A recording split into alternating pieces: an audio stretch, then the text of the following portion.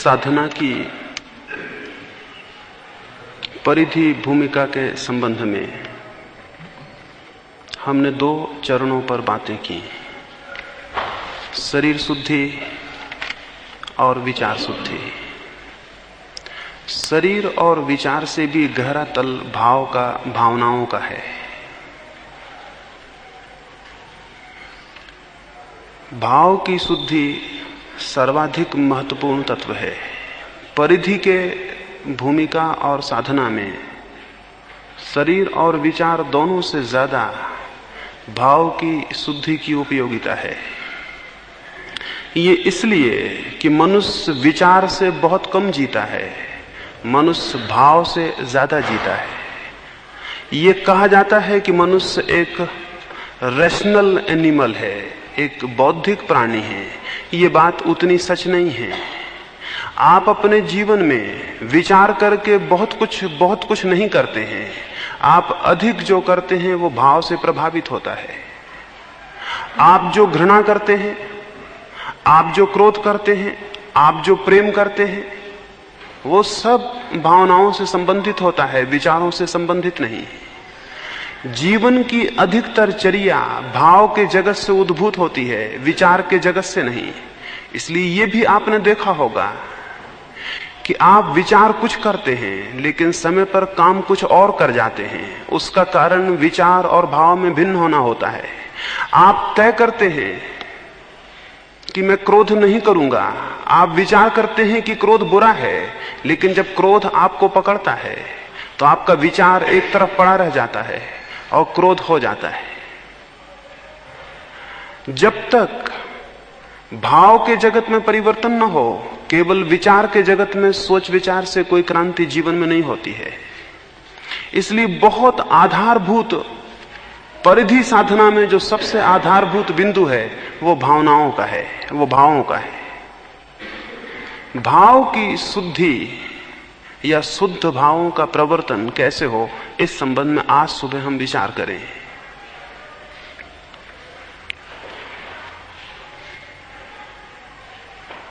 भाव के जो विभिन्न दिशाएं हैं उनमें 4 पर मैं सर्वाधिक जोर देना पसंद करूंगा। 4 तत्वों की बात करूंगा जिनके माध्यम से भाव शुद्ध हो सकते हैं। वे ही 4 तत्व विपरीत होकर अशुद्ध भावों के जन्मदाता बन जाते हैं। वे 4 भाव, उनमें प्रथम है मैत्री, द्वितीय है करुणा। प्रथम मैत्री, द्वितीय करुणा, तृतीय प्रमुदिता और चौथा कृतज्ञता। इन 4 भावों को अगर कोई व्यक्ति जीवन में साधे तो भाव शुद्धि उपलब्ध होती है। इन 4 के विपरीत, मैत्री के विपरीत घृणा और वैर, करुणा के विपरीत क्रूरता, हिंसा और अदया, प्रमुदिता प्रफुल्लता के विपरीत उदासी, विषाद, संताप, चिंता, और कृतज्ञता के विपरीत अकृतज्ञता। इनके विपरीत जिसकी जीवन और भाव स्थिति हो वो अशुद्ध भाव में है। इन 4 में जो प्रतिष्ठित हो वो शुद्ध भाव में प्रतिष्ठित है। ये हम विचार करें कि हमारी भाव की परिधि किन बातों से प्रभावित होती और संचालित होती है। क्या हमारे जीवन में मैत्री की जगह वैर, वैमनस्य ज्यादा प्रमुख है? क्या हम मैत्री की बजाय दुश्मनी से, शत्रुता से ज्यादा संचालित होते हैं? क्या हम ज्यादा प्रभावित होते हैं? क्या हम ज्यादा सक्रिय हो जाते हैं? क्या हमारे भीतर शक्ति का उद्भव ज्यादा होता है? जैसा मैंने पीछे कहा, क्रोध में शक्ति है लेकिन मैत्री में भी शक्ति है। और जो केवल क्रोध की ही शक्ति को पैदा करना जानता है वो जीवन के एक बहुत बड़े हिस्से से वंचित है। जिसने मैत्री की शक्ति को जगाना नहीं जाना, जो केवल शत्रुता में ही शक्तिमान होता है और मैत्री की अवस्था में शिथिल हो जाता है। यह आपको पता होगा, दुनिया के सारे राष्ट्र शांति के दिनों में कमजोर हो जाते हैं और युद्ध के दिनों में शक्तिशाली हो जाते हैं। क्यों?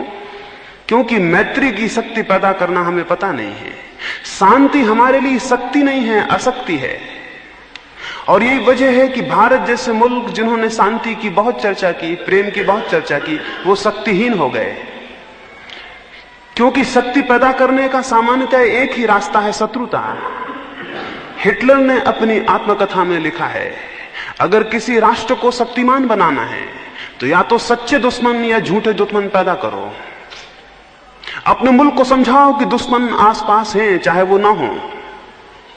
और जब उनको ये बोध होगा कि दुश्मन आसपास हैं, शक्ति का और ऊर्जा का जन्म होगा। इसलिए हिटलर ने बिल्कुल झूठे दुश्मन खड़े किए, यहूदी, जिनसे कोई मतलब ना था। और 10 वर्ष उसने प्रचार किया और सारे मुल्क को समझा दिया कि यहूदी दुश्मन है और इससे बचाव करना है, और शक्ति पैदा हो गई। जर्मनी की सारी शक्ति वैमनस्य से पैदा हुई, जापान की सारी शक्ति वैमनस्य से पैदा हुई। आज सोवियत रूस की या अमेरिका की सारी शक्ति वैमनस्य पर है। अभी तक मनुष्य का इतिहास केवल शत्रुता की शक्ति को पैदा करना जानता है, मित्रता की शक्ति का हमें पता नहीं। महावीर और बुद्ध ने और क्राइस्ट ने मित्रता की शक्ति के पहली बुनियादें रखी हैं। और उन्होंने जो कहा अहिंसा शक्ति है, या क्राइस्ट ने कहा कि प्रेम शक्ति है, या बुद्ध ने कहा कि करुणा शक्ति है, यह हम सुनते हैं लेकिन हमें पता नहीं। तो मैं आपको कहूं, अपने जीवन में विचार करें, आप कब शक्तिशाली अनुभव करते हैं? जब आप किसी से शत्रुता में होते हैं तब, या जब आप किसी के प्रति शांत प्रेम से भरे होते हैं तब? तो आपको ज्ञात होगा, आप शत्रुता की स्थिति में शक्तिशाली होते हैं, और जब आप शांत अवेयर की स्थिति में होते हैं तो आप अशक्त और कमजोर हो जाते हैं। इसका अर्थ है कि आप एक अशुद्ध भाव से प्रभावित होते हैं। ये अशुद्ध भाव की जितनी प्रगाढ़ता हमारे भीतर होगी, उतना हम भीतर प्रवेश नहीं कर सकेंगे। क्यों भीतर प्रवेश नहीं कर सकेंगे? इसको बड़ा महत्वपूर्ण है, ये बिंदु समझ लेना। शत्रुता हमेशा बहिर्केंद्रित होती है, यानी कोई व्यक्ति बाहर होता है उससे शत्रुता होती है। अगर बाहर कोई व्यक्ति ना हो तो आप में शत्रुता नहीं हो सकती। और मैं आपको यह कहूं, प्रेम बहिर्केंद्रित नहीं होता। अगर बाहर कोई भी ना हो तो भी भीतर प्रेम हो सकता है। प्रेम अंतः केंद्रित होता है, मैत्री अंतः केंद्रित होती है, शत्रुता परतः केंद्रित होती है, वो दूसरे से संबंधित होती है। घृणा बाहर से परिचालित होती है, प्रेम भीतर से उद्भावित होता है। प्रेम के झरने भीतर से बहते हैं, घृणा की प्रतिक्रिया बाहर से पैदा होती है। अशुद्ध भाव बाहर से परिचालित होते हैं, शुद्ध भाव भीतर से बहते हैं। अशुद्ध और शुद्ध भाव के भेद को, जो भाव बाहर से परिचालित होते हैं वे शुद्ध नहीं हैं, तो वो प्रेम, वो पैशन जिसको हम प्रेम कहते हैं, शुद्ध नहीं है, क्योंकि वो बाहर से परिचालित है। वही प्रेम शुद्ध है जो भीतर से प्रवाहित है, बाहर से परिचालित नहीं। इसलिए हम अपने मुल्क में प्रेम को और मोह को अलग कर देते हैं। पैशन को, वासना को और प्रेम को हम अलग कर देते हैं। वासना बाहर से परिचालित है। बुद्ध के या महावीर के हृदय में वासना तो नहीं है, लेकिन प्रेम है। क्राइस्ट एक गांव से निकलते थे, दोपहर थी घनी, और वे काफी थके मांदे थे और धूप बहुत तेज थी। वे एक बगीचे में एक दरख्त के नीचे विश्राम करने को रुके। वो भवन और वो बगीचा एक वेश्या का था। उस वेश्या ने क्राइस्ट को उस दरख्त के नीचे विश्राम करते देखा है। ऐसा व्यक्ति कभी उसके बगीचे में विश्राम नहीं किया था, और ऐसे व्यक्ति को कभी उसने देखा नहीं था। उसने बहुत सुंदर लोग देखे थे, उसने बहुत स्वस्थ लोग देखे थे, लेकिन ये सौंदर्य कुछ और था और ये स्वास्थ्य कुछ और था। वह आकर्षित, बंधी हुई, कब उस दरख्त के पास आ गई उसे पता नहीं चला। वो जब पास आके क्राइस्ट को देखने लगी, उनकी आंख खुली, वो उठ को जाने को हुए। क्राइस्ट ने उसे धन्यवाद दिया कि धन्यवाद इस छाया के लिए जो तुम्हारे इस दरख्त ने मुझे दी, अब मैं जाऊं और मेरा रास्ता लंबा है। उस वेश्या ने कहा, 2 क्षण को अगर मेरे भवन के भीतर ना गए तो मेरे मन का बहुत अपमान होगा, 2 क्षण रुको। और उस वेश्या ने कहा, यह पहला मौका है कि मैं किसी को आमंत्रित कर रही हूं। लोग मेरे द्वार आते हैं और वापस लौटा दिए जाते हैं। यह पहला मौका है जीवन में, मैं किसी को आमंत्रित कर रही हूं। क्राइस्ट ने कहा, तुमने कहा तो समझो कि मैं आ ही गया, लेकिन रास्ता मेरा लंबा है, मुझे जाने दो। क्राइस्ट ने कहा, तुमने कहा तो समझो कि मैं आ ही गया। उस वेश्या ने कहा, इससे मुझे बड़ी पीड़ा होगी। इसका अर्थ होगा आप इतना भी प्रेम नहीं दिखा सकते कि मेरे भवन में भीतर चल सके। क्राइस्ट ने कहा, स्मरण रखना, मैं अकेला आदमी हूं जो तुम्हें प्रेम कर सकता है, और जितने लोग तुम्हारे द्वार आए वो कोई प्रेम नहीं करते। क्राइस्ट ने कहा, मैं अकेला आदमी हूं जो तुम्हें प्रेम कर सकता है, और जो तुम्हारे द्वार आए वो तुम्हें कोई प्रेम नहीं करते, क्योंकि उनके पास प्रेम नहीं है। वे तुम्हारे कारण आए हैं और मेरे भीतर प्रेम है। प्रेम दिए के प्रकाश की भांति है। अगर कोई भी यहां ना हो तो प्रकाश सूने में गिरता रहेगा, और कोई निकलेगा तो उस पर पड़ जाएगा। और वासना और मोह प्रकाश की भांति नहीं है। वे किसी से प्रभावित होंगे तो खींचते हैं। इसलिए वासना एक तनाव है, एक टेंशन है। प्रेम तनाव नहीं है। प्रेम में कोई तनाव नहीं है। प्रेम अत्यंत शांत स्थिति है। अशुद्ध भाव वे हैं जो बाहर से प्रभावित होते हैं। अशुद्ध भाव वे हैं जिनकी तरंगें बाहर की हवाएं आप में पैदा करती हैं, और शुद्ध भाव वे हैं जो आप से निकलते हैं, बाहर की हवाएं जिन्हें प्रभावित नहीं करती। महावीर को और बुद्ध को कभी हम इस भाषा में नहीं सोचते हैं कि वो प्रेम करते थे। मैं आपको ये कहूं, वे ही अकेले लोग हैं जो प्रेम करते हैं, लेकिन उस प्रेम में और आपके प्रेम में फर्क है। आपका प्रेम एक संबंध है किसी व्यक्ति से, उनका प्रेम संबंध नहीं है, स्टेट ऑफ माइंड है, स्टेट ऑफ रिलेशनशिप नहीं है। उनका प्रेम कोई संबंध नहीं है किसी से, उनका प्रेम उनके चित्त की अवस्था है। यानी वे प्रेम करने को मजबूर हैं क्योंकि उनके पास कुछ और करने को नहीं है। लोग कहते हैं महावीर को लोगों ने अपमानित किया, पत्थर मारे, कान में कीले ठोंके, और उन्होंने सब कुछ क्षमा कर दिया। मैं कहता हूं वे गलत कहते हैं। महावीर ने किसी को क्षमा नहीं किया, क्योंकि क्षमा वे लोग करते हैं जो क्रुद्ध हो जाते हैं, और महावीर ने उन पर कोई दया नहीं की, क्योंकि दया वे लोग करते हैं जो क्रूर होते हैं। और महावीर ने कोई सोच विचार नहीं किया कि मैं इनके साथ बुरा व्यवहार न करूं, क्योंकि ये सोच विचार वे लोग करते हैं जिनके मन में बुरे व्यवहार का ख्याल आ जाता है। फिर महावीर ने क्या किया? महावीर मजबूर हैं, प्रेम के सिवाय उनके पास देने को कुछ भी नहीं है। आप कुछ भी करो, उत्तर में प्रेम ही आ सकता है। आप एक फलों से लदे हुए दरख्त को पत्थर मारो, उत्तर में फल ही गिर सकते हैं, और कोई रास्ता नहीं है। इसमें दरख्त कुछ भी नहीं कर रहा है, ये मजबूरी है। और आप जल से भरे हुए झरने में कैसी ही बाल्टियां फेंको, वे गंदी हों या सुंदर हों, या स्वर्ण की हों या लोहे की हों, इसके सिवाय कोई रास्ता नहीं है कि झरना आपको पानी दे दे। इसमें झरने की कोई खूबी नहीं है, मजबूरी है। तो जब प्रेम चित्त की अवस्था होती है तब वो एक व्यवस्था होती है, उसे देना ही पड़ेगा, उसका कोई रास्ता नहीं। तो वे भाव जो भीतर से निकलते हैं, जिनको आप बाहर से खींचते नहीं, जिन्हें आप बाहर से नहीं खींच सकते हैं, वे भाव शुद्ध हैं। और वे भाव जो बाहर के तूफान आप में लहरों की तरह पैदा करते हैं, वे अशुद्ध हैं। जो बाहर से पैदा किए जाएंगे वे आप में बेचैनी और परेशानी पैदा करेंगे, और जो भीतर से निकलेंगे वे आपको बहुत आनंद से भर जाएंगे।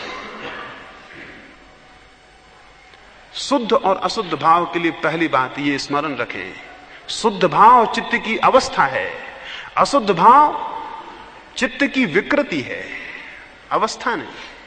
अशुद्ध भाव चित्त पर बाहर का परिणाम है, शुद्ध भाव चित्त पर अंतस का विकास है। तो अपने जीवन में ये विचार करें कि मैं जिन भावनाओं से संचालित होता हूं, वे मेरे भीतर से आती हैं या दूसरे लोग मुझ में पैदा करते हैं? मैं रास्ते पे जा रहा हूं और आप मुझे एक गाली देते हैं, और अगर मुझे क्रोध पैदा हुआ है, यह अशुद्ध भाव है, क्योंकि आपने मुझ में पैदा किया। मैं रास्ते से जा रहा हूं और आप मुझे आदर करते हैं और मैं प्रसन्न हुआ, यह अशुद्ध भाव है, क्योंकि यह आपने मुझ में पैदा किया है। मैं रास्ते से जा रहा हूं, आप गाली देते हैं या कि आप मेरी प्रशंसा करते हैं, और मेरी अवस्था वही बनी रहती है जो कि थी गाली देने के पहले या प्रशंसा करने के पहले। वो शुद्ध भाव है, क्योंकि आपने उसे पैदा नहीं किया, वो मेरा है। जो मेरा है वो शुद्ध है, जो मेरा है वो शुद्ध है, और जो बाहर से आता है वो अशुद्ध है। बाहर से जो आता है वो रिएक्शन है, वो प्रतिध्वनि है। हम वहां एक इको पॉइंट देखने गए थे पीछे, और वहां आवाज करिए तो वहां से पहाड़ उसको दोहरा देते थे। मैंने कहा कि हम में से अधिक लोग इको पॉइंट हैं। आप कुछ कहिए वो दोहरा देते हैं। उनके पास अपना कुछ नहीं है, वो खाली पहाड़ है। आप कुछ चिल्लाइए, वहां से भी चिल्लाहट लौटती है, वो उनकी नहीं है, वहां आपने पैदा की थी, और आपने जो पैदा की थी वो आपकी नहीं थी, वो किसी दूसरे ने आप में पैदा की थी। हम सभी को पॉइंट हैं, और हमारे पास अपनी कोई आवाज नहीं है, और अपना कोई जीवन नहीं है, अपना कोई भाव नहीं है। हमारे सब भाव अशुद्ध हैं, क्योंकि वो दूसरों के हैं, उधार हैं। ये स्मरण रखें, पहला सूत्र, कि भाव मेरे हों, वे प्रतिक्रियाएं ना हों, वे मेरे चित्त की अवस्थाएं हों। ऐसी चित्त की अवस्थाओं को 4 भागों में मैंने विभाजित किया। पहला मैत्री। मैत्री साधनी होगी। मैत्री इसलिए साधनी होगी कि मैत्री का जो शक्ति बिंदु है हमारे भीतर, उसके विकसित होने के जीवन बहुत कम मौके देता है। वो अविकसित पड़ा रहता है, वो बीज की तरह हमारे मनोभूमि में पड़ा रहता है, विकसित नहीं हो पाता। शत्रुता का बीज एकदम विकसित हो जाता है। क्यों? उसके भी प्राकृतिक कारण है, वो भी जरूरत है। वो जरूरत जरूर है, लेकिन जीवन भर की संगी और साथी जरूरत नहीं है। उसे एक दिन जरूरत है, एक दिन छोड़ देने की भी जरूरत है। बच्चा जब पैदा होता है, पैदा होते से ही वो जो अनुभव करता है, पैदा होते से जो उसे अनुभव होता है वो प्रेम का नहीं होता। बच्चे को पैदा होते से जो अनुभव होता है वो भय का, फियर का होता है। और स्वाभाविक है, एक छोटा सा बच्चा जो मां के पेट में बड़ी व्यवस्था और सुविधा में था, जहां कोई अड़चन न थी, कोई परेशानी न थी, भोजन कमाने का, पानी पीने का कोई चिंता न थी, वहां वो बड़े ही सुखद निद्रा में सोया हुआ था और जी रहा था। जब वो मां के पेट के बाहर आता है, एक छोटा सा बच्चा, सब तरह से कमजोर, उसे जो पहला अनुभव, जो पहला आघात होता है वो भय का होता है। और अगर भय का आघात हो तो जिनको वो देखता है उनके प्रति प्रेम पैदा नहीं होता, उनसे डर पैदा होता, और जिनसे डर पैदा होता उनके प्रति घृणा। इसे नियम समझ लें, भय कभी प्रेम नहीं पैदा करता है। किसी ने अगर कहा हो कि भय के बिना प्रीति नहीं होती, तो बिल्कुल गलत कहा है। भय हो तो प्रीत हो ही नहीं सकती। भय में कभी प्रीत नहीं होती, और ऊपर से प्रीति अगर दिखाई भी जाए तो भीतर अप्रीति होती है। इस दुनिया में जितनी प्रीति हम देखते हैं वो अधिकतर भय पर खड़ी हुई है, और भय पर जो प्रीति खड़ी हुई है वो झूठी है। इसलिए ऊपर से प्रीति रहती है, भीतर से घृणा सरकती रहती है। हम जिन जिन को प्रेम करते हैं उन्हीं को घृणा भी करते हैं, क्योंकि प्रीति ऊपर होती है, घृणा नीचे होती है, क्योंकि हम उनसे भयभीत होते हैं। स्मरण रखें, जो व्यक्ति किसी को भयभीत कर रहा है वो अपने प्रेम पाने के अवसर खो रहा है। अगर पिता अपने पुत्र को भयभीत कर रहा है, वो उसके प्रेम को नहीं पा सकेगा। अगर पति अपनी पत्नी को भयभीत कर रहा है, वो उसके प्रेम को नहीं पा सकेगा। वो प्रेम का अभिनय पा सकता है, प्रेम नहीं पा सकेगा, क्योंकि प्रेम केवल अभय में विकसित होता है, भय में विकसित नहीं होता है। बच्चे का जैसे जन्म होता है वो भय को अनुभव करता है, और इसलिए उसकी शत्रुता के बिंदु तो सक्रिय हो जाते हैं, प्रेम के बिंदु सक्रिय नहीं हो पाते। प्रेम के बिंदु अधिकतर लोगों के जीवन भर बिना सक्रिय हुए ही समाप्त हो जाते हैं, क्योंकि जीवन उनका कोई मौका नहीं देता। जिसे आप प्रेम करके जानते हैं वो भी प्रेम नहीं है, वो भी केवल काम वासना है। वो भी केवल काम वासना है, वो भी प्रेम नहीं है। प्रेम तो केवल साधना से विकसित होता है। इसलिए मैत्री का और प्रेम का हमारे भीतर जो बिंदु है उसे विकसित करना होगा, सारी प्रकृति के खिलाफ विकसित करना होगा, क्योंकि प्रकृति उसे विकसित होने का मौका नहीं देती। जो आप जीवन पाते हैं वो उसे मौका नहीं देता, उसमें केवल शत्रुता विकसित होती है। और जिसको हम मैत्री कहते हैं वो मैत्री केवल औपचारिकता होती है और शिष्टाचार होता है। वो मैत्री केवल एक व्यवस्था होती है शत्रुता से बचने की, शत्रुता को पैदा ना कर लेने की, लेकिन वो मैत्री नहीं होती। मैत्री बड़ी अलग बात है। उस बिंदु को कैसे विकसित करें, कैसे हमारे भीतर मैत्री का भाव पैदा होना शुरू हो, उसका भाव करना होगा। मैत्री का सतत भाव करना होगा। जो भी हमारे चारों तरफ लोग हैं उनके प्रति मैत्री का संदेश भेजना होगा, मैत्री की किरणें भेजनी होंगी, और अपने भीतर उस मैत्री के बिंदु को निरंतर सचेष्ट करना होगा और सक्रिय करना होगा। जब आप नदी के किनारे बैठे हो तो नदी की तरफ प्रेम भेजिए। इसलिए नदी का नाम ले रहा हूं कि किसी आदमी की तरफ प्रेम भेजने में थोड़ी दिक्कत हो सकती है। एक दरख्त के प्रति प्रेम भेजिए, इसलिए दरख्त की बात कह रहा हूं कि एक आदमी की तरफ भेजने में थोड़ी कठिनाई हो सकती है। सबसे पहले प्रकृति की तरफ प्रेम भेजिए। प्रेम का बिंदु सबसे पहले प्रकृति की तरफ विकसित हो सकता है। क्यों? क्योंकि प्रकृति आप पर कोई चोट नहीं कर रही है। पुराने दिनों में अद्भुत लोग थे, सारे जगत के प्रति प्रेम का संदेश भेजते थे। सुबह सूरज उगता था तो हाथ जोड़ कर उसे नमस्कार कर लेते थे और उसे कहते कि धन्य हो और तुम्हारी करुणा अपार है कि तुम हमें प्रकाश देते और तुम हमें रोशनी देते। ये पूजा कोई पैगनिज्म नहीं था, ये पूजा कोई नासमझी नहीं थी। इसमें अर्थ थे, इसमें बड़े अर्थ थे। जो व्यक्ति सूरज के प्रति प्रेम से भर जाता था, जो व्यक्ति नदी को मां कह के प्रेम से भर जाता था, जो जमीन को माता कह के उसके स्मरण से प्रेम से भर जाता था, यह असंभव था कि वह आदमियों के प्रति अप्रेम से भरा हुआ ज्यादा दिन रह जाए। यह असंभव है। अद्भुत लोग थे, उन्होंने सारी प्रकृति की तरफ प्रेम के संदेश भेजे थे और सब तरफ पूजा और प्रेम और भक्ति को विकसित किया था।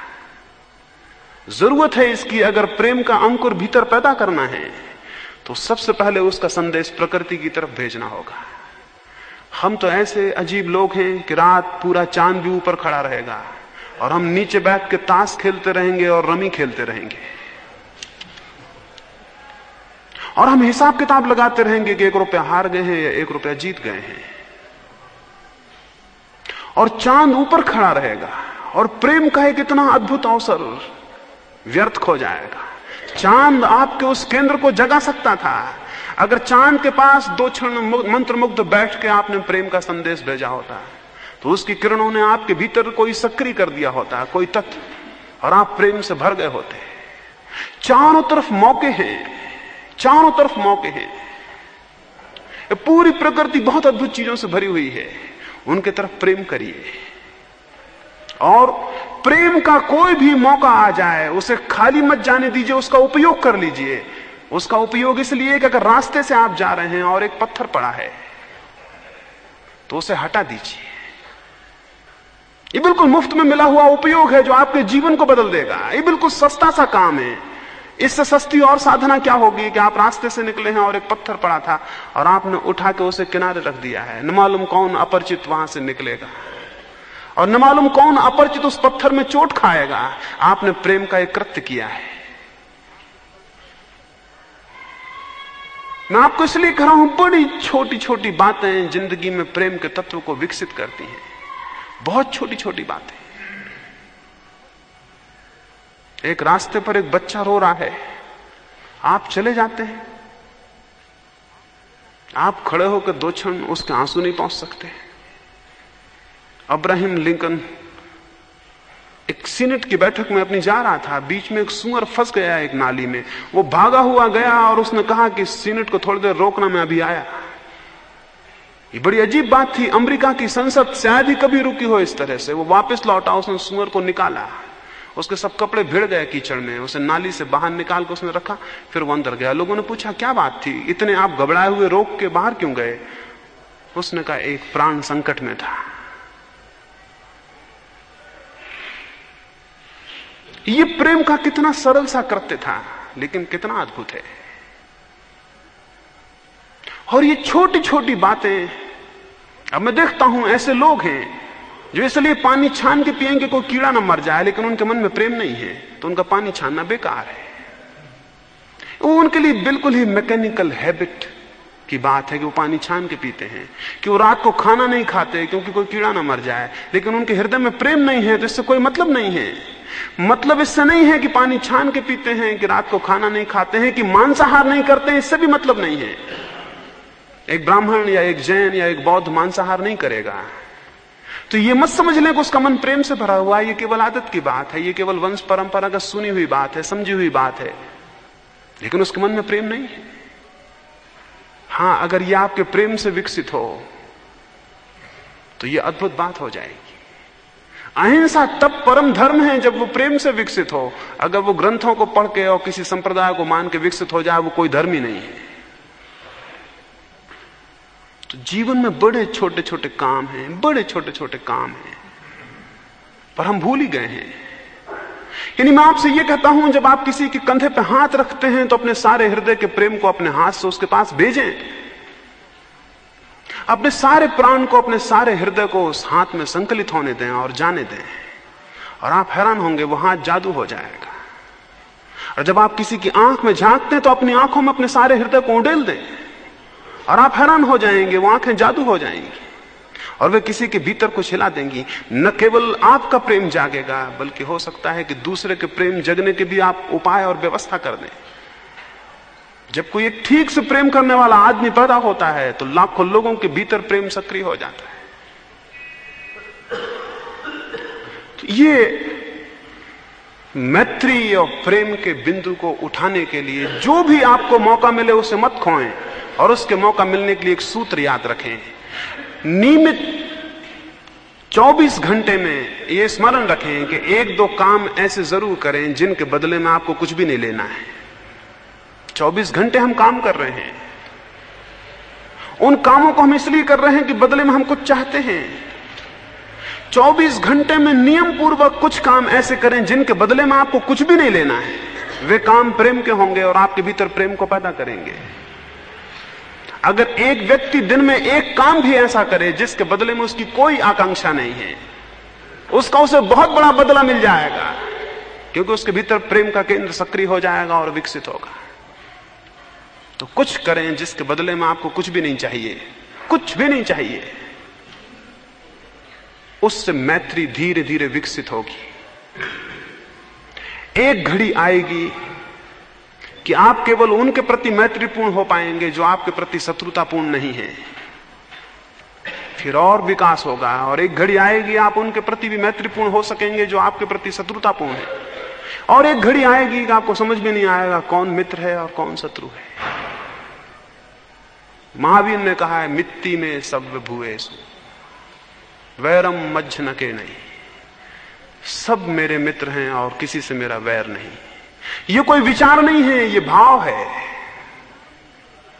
यानी ये कोई सोच विचार नहीं है, ये भाव की स्थिति है कि कोई मेरा शत्रु नहीं। और कोई मेरा शत्रु नहीं ये कब होता है? जब मैं किसी का शत्रु नहीं रह जाता हूं।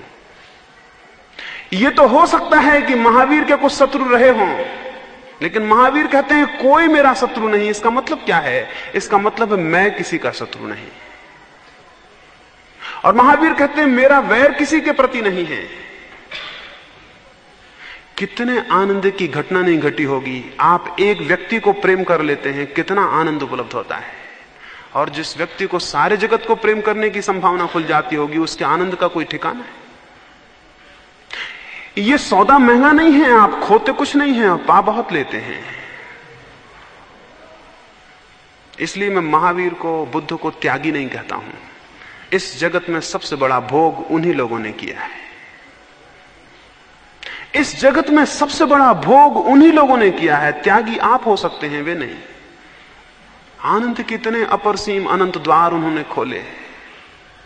इस जगत में जो भी श्रेष्ठतम था, जो भी सुंदर था, जो भी शुभ था, सबको उन्होंने पिया और जाना। और आप क्या जान रहे हैं? सिवाय जहर के आप कुछ भी नहीं जान रहे हैं। और उन्होंने अमृत को जाना। तो मैं आपको यह कहूं कि प्रेम की वो अंतिम चरम घड़ी, जब हम सारे जगत के प्रति प्रेम को विस्तीर्ण कर पाते हैं और हमारे हृदय से किरणें बहती रहती हैं, उसके लिए जीवन को साधना होगा। कोई कृत्य प्रेम का रोज जरूर करें, सचेत करें।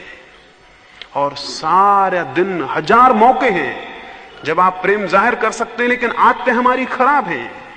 प्रेम जाहिर करने के सारे मौके हम खो देते हैं और घृणा जाहिर करने का एक भी मौका नहीं खोते। घृणा जाहिर करने के जितने मौके खो सकें उतना शुभ है, और प्रेम जाहिर करने के जितने मौके पकड़ सकें उतना शुभ है। घृणा के मौके को खाली जाने दें, एक आध मौके को सचेत होकर खाली जाने दें, और प्रेम के एक आध मौके को सचेत होकर पकड़ें। इससे साधना में अद्भुत गति आएगी। तो पहला सूत्र है मैत्री। दूसरा सूत्र है करुणा। करुणा मैत्री का ही एक रूप है। उसे अलग इसलिए कह रहे हैं कि उसमें कुछ अलग भाव भी हैं। अलग भावों से मतलब है, इस जगत में अगर आप अपने आसपास के लोगों पर थोड़ा विचार करेंगे तो आप उनके प्रति बहुत करुणा से भर जाएंगे। अब हम यहां इतने लोग बैठे हुए हैं, नहीं कह सकता सांझ इनमें से कोई समाप्त हो जाए। एक सांझ तो सब समाप्त हो ही जाएंगे। एक ना एक दिन हम में से हर आदमी चुक जाएगा। अगर मुझे यह ख्याल हो कि जो लोग मेरे सामने बैठे हैं, हो सकता है इनमें से कोई चेहरे में दोबारा नहीं देख पाऊंगा, तो क्या मेरे हृदय में उनके प्रति करुणा पैदा नहीं होगी? एक बगीचे में अभी अभी मैं गया और वहां फूल खिले हैं, सांझ वो मुरझा जाएंगे। छोटी सी घड़ी है उनके जीवन की, अभी खिले हैं, सुबह सांझ मुरझा जाएंगे। क्या इस बात का स्मरण कि ये फूल जो भी मुस्कुरा रहे हैं सांझ गिर जाएंगे और धूल में मिल जाएंगे, उनके प्रति करुणा को पैदा नहीं कर देगा? क्या ये ख्याल कि रात में जो तारे हैं उनमें से कोई टूट जाता है और बिखर जाता है, क्या तारों के प्रति करुणा को पैदा नहीं करते? अगर बोध हो तो इस चारों तरफ देखने पर हर एक के प्रति करुणा मालूम होगी, बहुत दया मालूम होगी। इतना थोड़ा ये मिलन है, इतना मुश्किल ये जीवन है, इतनी दुर्लभ ये घटना है, और इतनी वासनाएं और इतनी तृष्णाएं और इतनी पीड़ाएं हैं हर एक के भीतर। फिर भी हम किसी तरह जीते हैं और किसी तरह प्रेम करते हैं और किसी तरह दो सुंदर कृतियां बनाते हैं। ये कितनी करुणा नहीं पैदा कर देगा? बुद्ध के ऊपर एक दफा एक आदमी ने आके थूक दिया, इतने गुस्से में आ गया, उनके ऊपर थूक दिया। उन्होंने उसको पहुंच लिया और उस आदमी से कहा कुछ और कहना है। उनके पास जो भिक्षु था आनंद, उसने कहा आप क्या बात कर रहे हैं? उसने कुछ कहा है? हमें आज्ञा दें, हम उसे ठीक करें, तो हद हो गई कि वो आपके ऊपर थूक दे। बुद्ध ने कहा वो कुछ कहना चाहता है, भाषा असमर्थ है। बुद्ध ने कहा वो कुछ कहना चाहता है, भाषा असमर्थ है, वेग तीव्र है, कह नहीं सका, क्रिया से प्रकट किया है। इसको मैं कहता हूं करुणा। बुद्ध उस पर दया खाए कि कितनी भाषा असमर्थ है। वो कुछ कहना चाहता है, कोई बड़ी क्रोध की बात है, उसे प्रकट करना चाहता है, शब्द नहीं मिल रहे, थूक के जाहिर किया है। जब कोई मेरे पास प्रेम से आके मेरे हाथ पे हाथ रख लेता है तो कितनी करुणा मालूम होना चाहिए। वो कुछ कहना चाहता है, भाषा असमर्थ है, हाथ से हाथ रख के कुछ कहने की कोशिश करता है। जब कोई किसी से गले मिलता है, भाषा असमर्थ है, आदमी कितना कमजोर है, कुछ कहना चाहता है, हृदय को हृदय के करीब ले आता है, कोई रास्ता नहीं मिलता। कल मैं यहां से जाता था, कोई लोग मेरे पैर पड़ने लगे और मुझे बड़ी करुणा आई। आदमी कितना असमर्थ है, कुछ कहना चाहता है और नहीं कह पाता और पैर पकड़ लेता है। मेरे पीछे मेरे एक प्रिय मित्र थे, वो विचारशील हैं, उन्होंने कहा ना ना ये मत करो। उन्होंने भी ठीक कहा। कितना बुरा हुआ है जगत में, पैर पड़ने वाले तो ठीक थे, पैर पड़ाने वाले पैदा हो गए हैं। तो उन्होंने ठीक ही कहा कि ना ना ये मत करो। मुझे उनकी बात ठीक लगी, लेकिन ठीक नहीं भी लगी। ठीक उन्होंने कहा ये गलत है कि दुनिया में कोई किसी से पैर पड़वाए, लेकिन वो दुनिया भी गलत होगी जिसमें ऐसे लोग ना रह जाएं जिनके पैर पड़ने का मन हो, और वो दुनिया भी गलत होगी जहां ऐसे हृदय ना रह जाएं जो किसी के पैर में झुक जाएं, और वो दुनिया गलत होगी जबकि हम ऐसे भाव ना उठें जो बिना पैर पकड़े जाहिर नहीं हो सकते हैं। मेरी आप बात समझते हैं? वो दुनिया गलत होगी जब हम ऐसे भाव ना उठें जो कि बिना पैर पकड़े जाहिर नहीं हो सकते हैं। आदमी बहुत सूखा और बेमानी हो जाएगा। और फिर मैं ये भी आपको स्मरण दिलाऊं, मैं हैरान हुआ हूं जब मैंने किसी को अपने पैर में झुकते देखा है, तो मैंने पाया वो मेरे पैर नहीं पकड़े हुए है। उसे मेरे पैर में कुछ दिख रहा है, वो शायद परमात्मा के पैर पकड़े हुए है। और जब भी कोई किसी के पैर में झुका है, आज तक झुकाया ना गया हो, जब भी कोई किसी के पैर में झुका है वो सिर्फ परमात्मा के पैर में झुका है, वो किसी के पैरों में नहीं झुका। आखिर किसी के पैरों में क्या है जिसमें झुकने जैसा हो?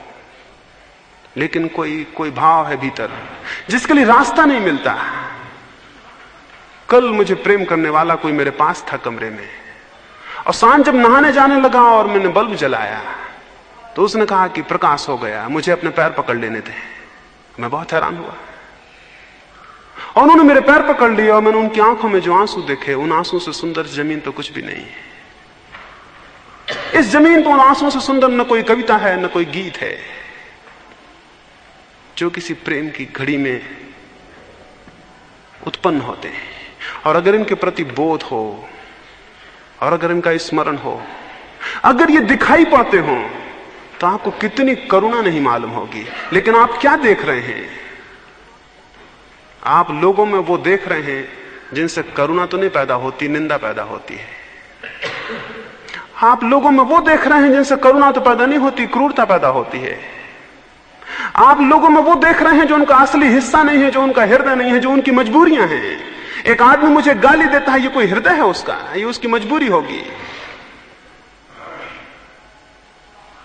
बुरे से बुरे आदमी के भीतर एक हृदय है, जिस तक हमारी पहुंच हो पाए तो हम बहुत करुणा से भर जाएंगे, बहुत करुणा से भर जाएंगे। बुद्ध ने उस सुबह कहा था, दया आती है, दया आती है, भाषा कमजोर है आनंद।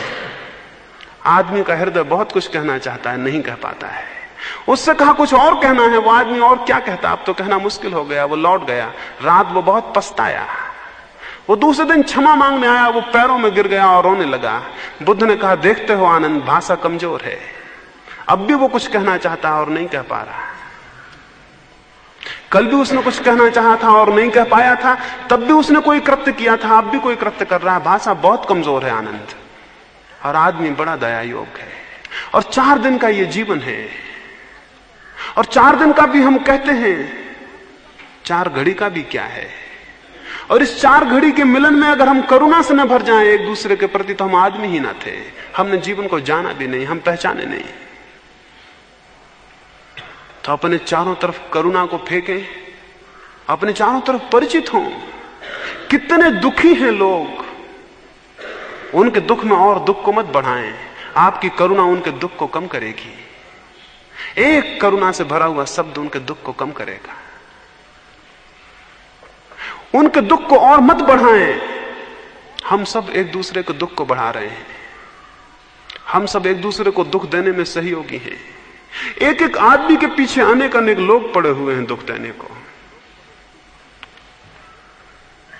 तो अगर करुणा का बोध होगा तो आप किसी को दुख पहुंचाने के सारे रास्ते अलग कर लेंगे, और अगर किसी के जीवन में कोई सुख दे सकते हैं तो उसे देने का उपाय करेंगे। और एक बात स्मरण रखें, जो दूसरे को दुख देता है वह अंततः दुखी हो जाता है, और जो दूसरे को सुख देता है वह अंततः बहुत सुख को उपलब्ध होता है। इस वजह से यह कह रहा हूं कि जो सुख देने की चेष्टा करता है उसके भीतर सुख के केंद्र विकसित होते हैं, और जो दुख देने की चेष्टा करता है उसके भीतर दुख के केंद्र विकसित होते हैं। फल बाहर से नहीं आते हैं, फल भीतर पैदा होते हैं। हम जो करते हैं उसी की रिसेप्टिविटी हमारे भीतर विकसित हो जाती है। जो प्रेम चाहता है प्रेम को फैला दे, और जो आनंद चाहता है वो आनंद को लुटा दे, और जो चाहता है उसके घर पे फूलों की वर्षा हो जाए, वो दूसरों के आंगनों में फूल फेंक दे। और कोई रास्ता नहीं है। तो करुणा का एक भाव प्रत्येक को विकसित करना जरूरी है साधना में प्रवेश के लिए। तीसरी बात है प्रमुदिता, उत्फुल्लता, प्रसन्नता, आनंद का एक बोध, विषाद का अभाव। हम सब विषाद से भरे हैं, हम सब उदास लोग, थके लोग हैं, हम सब हारे हुए पराजित रास्तों पे चलते हैं और समाप्त हो जाते हैं। हम ऐसे चलते हैं जैसे आज ही मर गए हैं। हमारे चलने में कोई गति और प्राण नहीं है, हमारे उठने बैठने में कोई प्राण नहीं है। हम सुस्त हैं और उदास हैं और टूटे हुए हैं और हारे हुए हैं। ये गलत है। जीवन कितना ही छोटा हो, मौत कितनी ही निश्चित हो, जिसमें थोड़ी समझ है वो उदास नहीं होगा। सुकरात मरता था, उसको जहर दिया जा रहा था और वो हंस रहा था, और उसके एक शिष्य क्रेटो ने पूछा, हंसते हैं, हमारे आंख आंसुओं से भरी हुई हैं, मौत करीब है और ये विषाद का क्षण है। सुकरात ने कहा, विषाद कहां है? अगर मरा और बिल्कुल ही मर गया तो विषाद क्या, क्योंकि दुख को अनुभव करने को कोई बचेगा नहीं। और अगर मरा और बचा रहा तो दुख क्या, जो खोया वो अपन ना थे, जो अपन थे वो बचे हुए हैं। तो उसने कहा, मैं खुश हूं। मौत दो ही काम कर सकती है, या तो बिल्कुल मिटा देगी, बिल्कुल मिटा देगी तो खुश हूं क्योंकि बचूंगा ही नहीं दुख अनुभव करने को, और अगर बचा देगी मुझको तो खुश हूं क्योंकि जो मेरा नहीं है वो नष्ट हो जाएगा, मैं तो बचूंगा। मौत दो ही काम कर सकती है, इसलिए हंसने जैसी है। सुकरात ने कहा, मैं प्रसन्न हूं क्योंकि मौत क्या छीन लेगी, या तो बिल्कुल ही मिटा देगी तो क्या छीना, क्योंकि जिससे छीना वो भी नहीं है, तो दुख का कोई अनुभव नहीं होगा। और अगर मैं बच रहा तो सब बच रहा, मैं बच रहा तो सब बच रहा, जो छीन लिया वो मेरा नहीं था। तो इसलिए सुकरात ने कहा, मैं खुश हूं। जो मौत के सामने खुश है, और हम हैं कि हम जिंदगी को पाए हुए दुखी बैठे हुए हैं। हम हैं कि हम जिंदगी में दुखी बैठे हुए हैं, और लोग ऐसे भी हुए हैं कि जो मौत के सामने भी खुश थे। मंसूर को वो सूली दे रहे थे, उसके पैर काट दिए, उसके हाथ काट दिए, उसकी आंखें फोड़ दी। दुनिया में उससे कठोर यातना कभी किसी को नहीं दी गई। क्राइस्ट को जल्दी मार डाला गया, गांधी को जल्दी गोली मार दी गई, सुकरात को जहर दे दिया गया। मंसूर मनुष्य के इतिहास में सबसे ज्यादा पीड़ा से मारा गया, पहले उसके पैर काट दिए। जब उसके पैरों से खून बहने लगा तो उसने खून को लेकर अपने हाथों पर लगाया। भीड़ इकट्ठी थी, लोग पत्थर फेंक रहे थे। उन्होंने पूछा, ये क्या कर रहे हो? उसने कहा, वजू करता हूं। मुसलमान नमाज के पहले हाथ धोते। उसने अपने खून से अपने हाथ धोए। उसने कहा, वजू करता हूं। उसने कहा, याद रहे मंसूर का यह वचन कि जो प्रेम की वजू है असली, वो खून से की जाती है, पानी से नहीं की जाती। और जो अपने खून से वजू करता है वही नमाज में प्रवेश करता है। लोग बहुत हैरान हुए कि पागल है। उसके पैर काट दिए गए, फिर उसके हाथ काट दिए गए, फिर इसको उन्होंने आंखें फोड़ दी, और 1 लाख लोग इकट्ठे हैं और पत्थर मार रहे हैं, और उसका एक एक अंग काटा जा रहा है। और जब उसकी आंखें फोड़ दी गई तब वो चिल्लाया कि हे परमात्मा, स्मरण रखना, मंसूर जीत गया। तो लोगों ने पूछा, क्या बात है, किस बात में जीत गए? उसने कहा, परमात्मा को कह रहा हूं कि परमात्मा स्मरण रखना, मंसूर जीत गया। मैं डरता था कि शायद इतनी शत्रुता में प्रेम कायम नहीं रह सकेगा, तो स्मरण रखना परमात्मा की मंसूर जीत गया, प्रेम मेरा कायम है। इन्होंने जो मेरे साथ किया है मेरे साथ नहीं कर पाए, इन्होंने जो मेरे साथ किया है मेरे साथ नहीं कर पाए, प्रेम कायम है। और उसने कहा, यही मेरी प्रार्थना है और यही मेरी इबादत है। उस वक्त भी हंस रहा था, उस वक्त भी मस्त था। लोग मौत के सामने खुश रहे हैं और हंसते रहे, और हम जिंदगी के सामने उदास और रोते हुए बैठे हैं। ये गलत है। कोई उदास रास्ते, कोई विषाद से भरा हुआ चित्त कोई बड़े अभियान नहीं कर सकता है। अभियान के लिए उत्फुल्ला, अभियान के लिए बड़े आनंद से भरा हुआ चित्त तो 24 घंटे उत्फुल्लता को साथिए। ये सिर्फ आदतें हैं। उदासी एक आदत है जिसको आपने बना लिया है। उत्फुल्लता एक आदत है, उसको बना सकते हैं। उत्फुल्लता को बनाए रखने के लिए जरूरी है जिंदगी का वो हिस्सा देखिए जो प्रकाशित है, वो हिस्सा नहीं जो अंधेरे से भरा है। मैं अगर आपको कहूं कि मेरा कोई मित्र है और ये बहुत अद्भुत गीत गाता है या बहुत अद्भुत बांसुरी बजाता है, आप मुझसे कहेंगे होगा ये क्या बांसुरी बजाएगा, इसको हमने शराब खाने में शराब पीते देखा है। मैं अगर आपसे कहूं कि मेरा मित्र है और बहुत अद्भुत बांसुरी बजाता है, तो आप कहेंगे ये क्या बांसुरी बजाएगा, हमने इसे शराब खाने में शराब पीते देखा है। ये अंधेरा देखना है। अगर मैं आपसे कहूं कि मेरे मित्र हैं, शराब पीते हैं, और आप मुझसे कहें होगा लेकिन ये तो अद्भुत बांसुरी बजाते हैं, तो ये जिंदगी के प्रकाशित पक्ष को देखना है। जिसको खुश होना है वो प्रकाश को देखे, जिसको खुश होना है वो ये देखे कि 2 दिनों के बीच में एक रात है, और जिसको उदास होना है वो ये देखे कि 2 रातों के बीच में एक दिन है। हम कैसा देखते हैं जिंदगी को, वैसा हमारे भीतर कुछ विकसित हो जाता है। तो जिंदगी के अंधेरे पक्ष को न देखें, जिंदगी के उजाले पक्ष को देखें। मैं छोटा था और मेरे पिता गरीब थे, उन्होंने बड़ी मुश्किल से एक अपना मकान बनाया। गरीब भी थे और नासमझ भी थे, क्योंकि कभी उन्होंने मकान नहीं बनाए थे। उन्होंने बड़ी मुश्किल से एक मकान बनाया। वो मकान नासमझी से बना होगा, वो बना और हम उस मकान में पहुंचे भी नहीं, और पहली ही बरसात में गिर गया। हम छोटे थे और बहुत दुखी हुए। वो गांव बाहर थे, उनको मैंने खबर की कि मकान तो गिर गया, और बड़ी आशाएं थी कि उसमें जाएंगे, वो तो सब धूमिल हो गई। वो आए और उन्होंने गांव में प्रसाद बांटा, और उन्होंने कहा परमात्मा का धन्यवाद, अगर 8 दिन बाद गिरता तो मेरा एक भी बच्चा नहीं बचता। हम 8 दिन बाद ही उस घर में जाने को थे,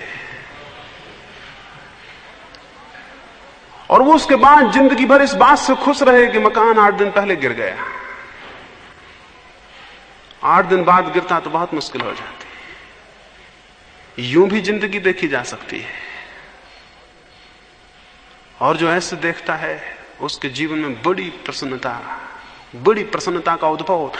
आप जिंदगी को कैसा देखते हैं इस पर सब निर्भर है। जिंदगी में कुछ भी नहीं है, आपके देखने पर, आपका एटीट्यूड, आपकी पकड़, आपकी समझ, आपकी दृष्टि सब कुछ बनाती और बिगाड़ती है। आप अपने से पूछें कि आप क्या देखते हैं। क्या आपने एक भी ऐसा बुरे से बुरा आदमी देखा है जिसमें कुछ ऐसा ना हो जो साधुओं में भी मुश्किल होता है? क्या आपने ऐसा बुरे से बुरा आदमी भी देखा है जिसमें एक भी चीज ऐसी ना मिल जाए जो साधुओं में मुश्किल होती है? और अगर आपको मिल सकती तो उसे देखें, वो उस आदमी का असली हिस्सा है। और जिंदगी में चारों तरफ खोजें किरण को, प्रकाश को, उससे आपके भीतर किरण और प्रकाश पैदा होगी। इसको प्रमुदिता।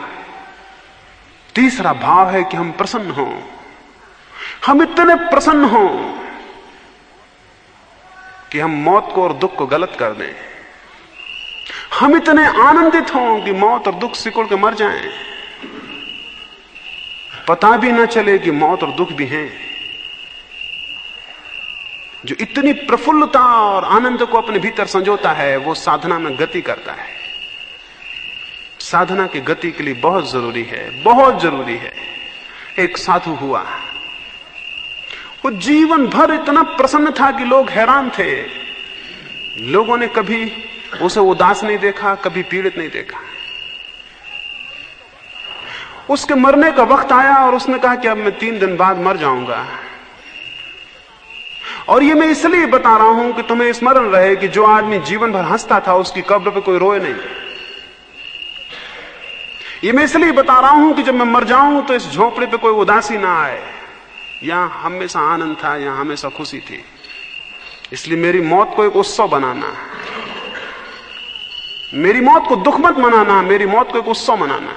लोग तो दुखी हुए, बहुत दुखी हुए। तो अद्भुत आदमी था, और जितना अद्भुत आदमी हो उतना उसका मरने का दुख घना था। उसके प्रेम करने वाले बहुत थे, वो सब 3 दिन से इकट्ठे होने शुरू हो गए।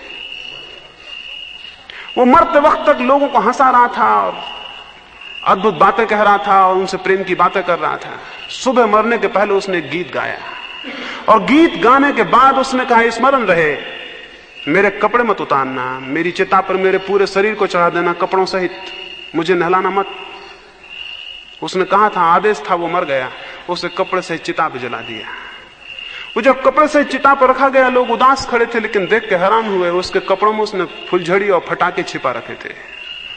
वो चिता पे चढ़े और फुलझड़े और फटाके छूटने शुरू हो गए और चिता उत्सव बन गई और लोग हंसने लगे। और उन्होंने कहा, जिसने जिंदगी में हंसाया वो मौत में भी हमको हंसा के गया है। जिंदगी को हंसना बनाना है, जिंदगी को एक खुशी और मौत को भी एक खुशी। और जो आदमी ऐसा करने में सफल हो जाता है उसे बड़ी धन्यता मिलती है और बड़ी कृतार्थता उपलब्ध होती है। और उस भूमिका में जब कोई साधना में प्रवेश करता है तो गति वैसी होती है जिसकी हम कल्पना भी नहीं कर सकते। वो तीर की तरह विकास होता है। बोझिल मन से जो जाता है उसने तीर में पत्थर बांध दिए। बोझिल मन से जो जाता है उसने तीर में पत्थर बांध दिए। तीर कहां जाएगा? जितनी तीव्र गति चाहिए हो उतना हल्का और भारहीन मन चाहिए।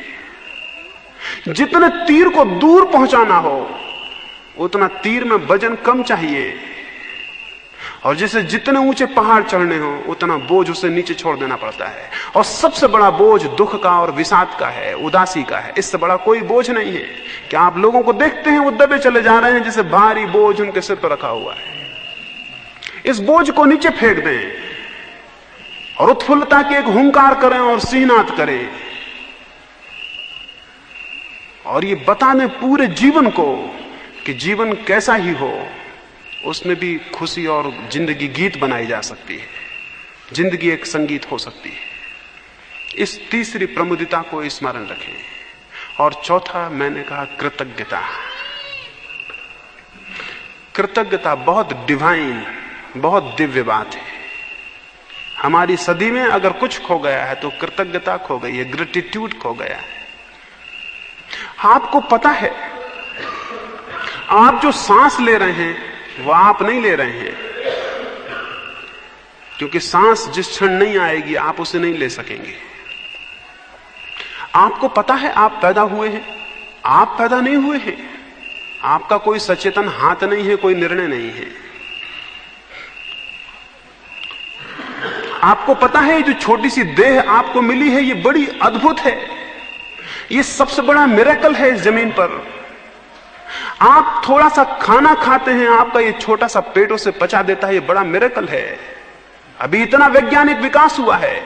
अगर हम बहुत बड़े कारखाने खड़े करें और हजारों विशेषज्ञ लगाएं तो भी एक रोटी को पचा के खून बना देना मुश्किल है। एक रोटी को पचा के खून बना देना मुश्किल है। ये शरीर आपका एक मिरेकल कर रहा है 24 घंटे। ये छोटा सा शरीर, थोड़ी सी हड्डियां, थोड़ा सा मांस। वैज्ञानिक कहते हैं मुश्किल से 4 रुपए 5 रुपए का सामान है इस शरीर में।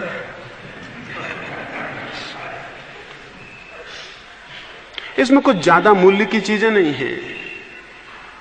इतना बड़ा चमत्कार 24 घंटे साथ है, उसके प्रति कृतज्ञता नहीं है, ग्रेटिट्यूड नहीं है। कभी आपने अपने शरीर को प्रेम किया है? कभी अपने हाथों को चूमा है? कभी अपनी आंखों को प्रेम किया है? कभी यह ख्याल किया है कि क्या अद्भुत घटित हो रहा है? शायद ही आप में कोई हो जिसने अपनी आंख को प्रेम किया हो, जिसने अपने हाथों को चूमा हो और जिसने कृतज्ञता अनुभव की हो कि यह अद्भुत बात, यह अद्भुत घटना घट रही है और हमारे बिल्कुल बिना जाने, और हम इसमें बिल्कुल भागीदार भी नहीं हैं। अपने शरीर के प्रति सबसे पहले कृतज्ञ हो जाएं। जो अपने शरीर के प्रति कृतज्ञ है वही केवल दूसरों के शरीरों के प्रति कृतज्ञ हो सकता है। और सबसे पहले अपने शरीर के प्रति प्रेम से भर जाएं, क्योंकि जो अपने शरीर के प्रति प्रेम से भरा हुआ है वही केवल दूसरों के शरीरों के प्रति प्रेम से भर जाता है। वे लोग अधार्मिक हैं जो आपको अपने शरीर के खिलाफ बातें सिखाते हों। वे लोग अधार्मिक हैं जो कहते हो कि शरीर दुश्मन है और दुष्ट है और ऐसा है और वैसा है, शत्रु है। शरीर कुछ भी नहीं है। शरीर बड़ा चमत्कार है और शरीर अद्भुत सहयोग है। इसके प्रति कृतज्ञ हो। इस शरीर में क्या है? जो इस शरीर में है वो इन पंच महाभूतों से मिला है। इस शरीर के प्रति कृतज्ञ हो, इन पंच महाभूतों के प्रति कृतज्ञ हो। एक दिन सूरज बुझ जाएगा तो आप कहां होंगे? वैज्ञानिक कहते हैं 4000 वर्षों में सूरज बुझ जाएगा।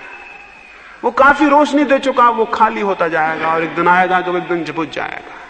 अभी हम रोज इसी ख्याल में हैं कि रोज सूरज उगेगा। एक दिन वक्त आएगा कि लोग सांझ को इस ख्याल से सोएंगे कि कल सुबह सूरज उगेगा, और वो नहीं उगेगा। और फिर क्या होगा? सूरज ही नहीं बुझेगा, सारा प्राण बुझ जाएगा, क्योंकि प्राण उससे उपलब्ध है, क्योंकि सारी ऊष्मा और सारा उत्ताप उससे उपलब्ध है। समुद्र के किनारे बैठते हैं, कभी ख्याल किया आपके शरीर में 70% समुद्र है, पानी है। और मनुष्य का जन्म इस जमीन पर कीटाणु का जो पहला जन्म हुआ वो समुद्र में हुआ था। और आप ये भी जान के हैरान होंगे, आपके शरीर में भी नमक और पानी में वही अनुपात है जो समुद्र में है अभी भी। और उस अनुपात से जब भी शरीर इधर उधर हो जाएगा, बीमार हो जाएगा। कभी समुद्र के करीब बैठ के आपने अनुभव किया है कि मेरे भीतर भी समुद्र का एक हिस्सा है, और मेरे भीतर जो हिस्सा है समुद्र का, उसके लिए मुझे समुद्र का कृतज्ञ होना चाहिए। और सूरज की रोशनी मेरे भीतर है, उसके प्रति मुझे कृतज्ञ होना चाहिए। और हवाएं मेरे प्राण को चलाती हैं, उनके प्रति कृतज्ञ होना चाहिए। और आकाश और पृथ्वी वो मुझे बनाते हैं, उनके प्रति कृतज्ञ होना चाहिए। इस ग्रेटिट्यूड को मैं दिव्य कहता हूं। इस कृतज्ञता के बिना कोई आदमी धार्मिक नहीं हो सकता। अकृतज्ञ मनुष्य क्या धार्मिक होंगे? इस कृतज्ञता को अनुभव करें निरंतर, और आप हैरान हो जाएंगे। यह आपको इतनी शांति से भर देगी कृतज्ञता, और इतने रहस्य से। और तब आपको एक बात का पता चलेगा कि मेरी क्या सामर्थ्य थी कि ये सारी चीजें मुझे मिले, और ये सारी चीजें मुझे मिली। इसके लिए आपके मन में धन्यवाद होगा, इसके प्रति आपके मन में धन्यवाद होगा। जो आपको मिला है उसके प्रति कृतार्थता का बोध होगा। तो कृतज्ञता को ज्ञापित करने का, कृतज्ञता को विकसित करने का उपाय करें, उससे साधना में गति होगी। और न केवल साधना में, जीवन बहुत भिन्न हो जाएगा। जीवन बहुत भिन्न हो जाएगा, जीवन बहुत दूसरा हो जाएगा। क्राइस्ट को सूली पर लटकाया तो क्राइस्ट जब मरने लगे तो उन्होंने कहा, हे परमात्मा, इन्हें क्षमा कर देना, इन्हें क्षमा कर देना। और दो कारणों से क्षमा कर देना। एक तो ये जानते नहीं कि क्या कर रहे हैं, इसमें तो उनकी करुणा थी। और इस कारण से कि मेरे और तेरे बीच जो फासला था वो इन्होंने गिरा दिया। परमात्मा के और मेरे बीच जो फासला था इन्होंने गिरा दिया, इसके लिए इनके प्रति कृतज्ञता है। तो जीवन में सतत कृतज्ञता का स्मरण पूर्वक व्यवहार करें, आप पाएंगे कि जीवन बहुत अद्भुत हो जाएगा। तो चार बातें मैंने कही शुद्ध भाव के लिए: मैत्री, करुणा, प्रमुदिता और कृतज्ञता। और बहुत बातें हैं, लेकिन ये चार काफी हैं। अगर इनका विचार करें तो शेष सब इनके पीछे अपने आप चली आएंगी। इस भांति भाव शुद्ध होगा। मैंने आपको बताया शरीर कैसे शुद्ध होगा, विचार कैसे शुद्ध होगा, भाव कैसे शुद्ध होगा। अगर ये तीन ही हो जाएं तो भी आप अद्भुत लोक में प्रवेश कर जाएंगे। अगर ये तीन ही हो जाएं तो भी बहुत कुछ हो जाएगा। तीन जो केंद्रीय तत्व हैं उनकी हम आगे बात करेंगे। उन तीन तत्वों में हम शरीर शून्यता, विचार शून्यता और भाव शून्यता का विचार करेंगे। अभी हमने शुद्धि का विचार किया, फिर हम शून्यता का विचार करेंगे।